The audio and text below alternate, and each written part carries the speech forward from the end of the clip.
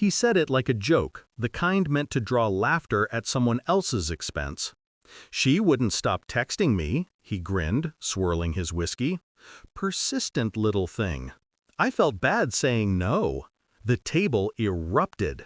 And now, he added, glancing at me, she runs after me like a puppy.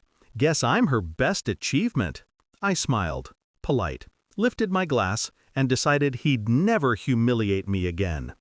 It's strange, the exact second you fall out of love. It's not loud, it doesn't scream, it's a quiet snap, a thread cutting cleanly.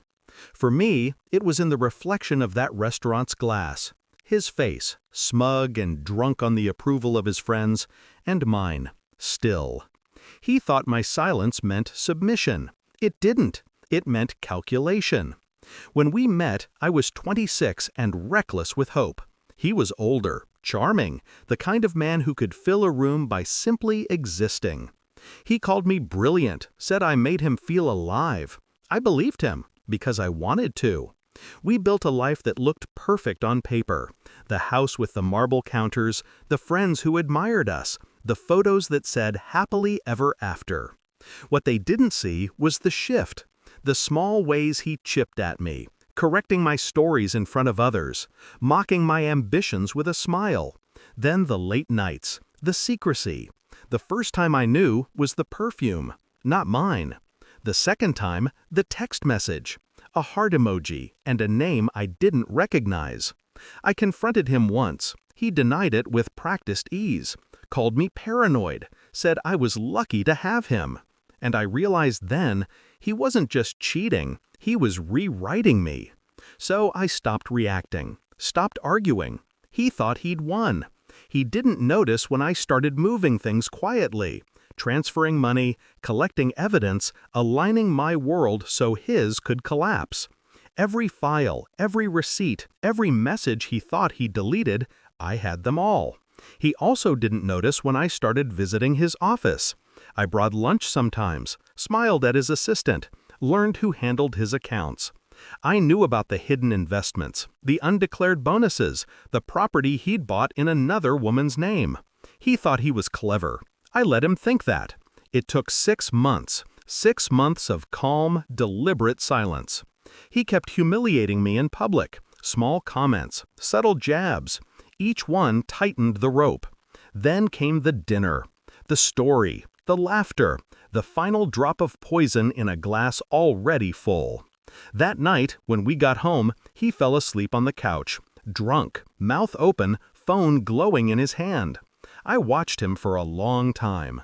Then I sent a single email. The first domino fell 2 days later. His company froze his accounts.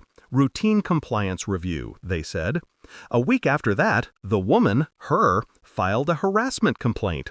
Turns out she wasn't as loyal as he thought once I showed her what he'd said about her. By the time the board called him in, I'd already moved the rest of our joint assets. My lawyer was ready. The divorce papers were clean, sharp, undeniable. I didn't ask for much, just the house, the car, the piece he'd stolen. He begged, of course, tried to charm, then threaten. The charm dies quickly when a man's reputation burns, and threats sound pathetic when you've already taken his ammunition.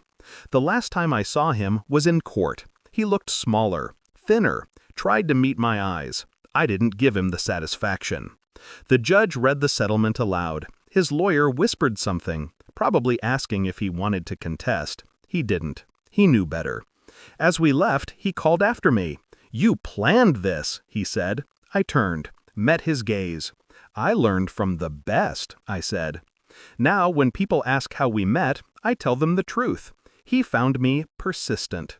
They laugh, the same way his friends did that night. Only this time, I laugh too, because persistence built my revenge.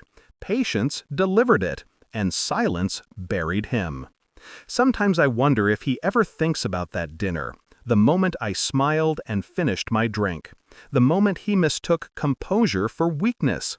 He doesn't know that was the night I finally saw him clearly, the night I stopped being the woman he could belittle, the night I became his reckoning.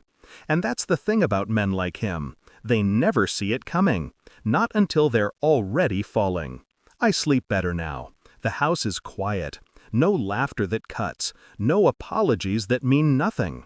Sometimes I pour a drink, sit by the window, and think about that night.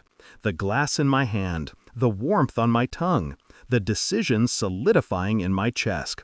He thought I was his best achievement. He was wrong. My best achievement was ending him, politely, legally, and without ever raising my voice.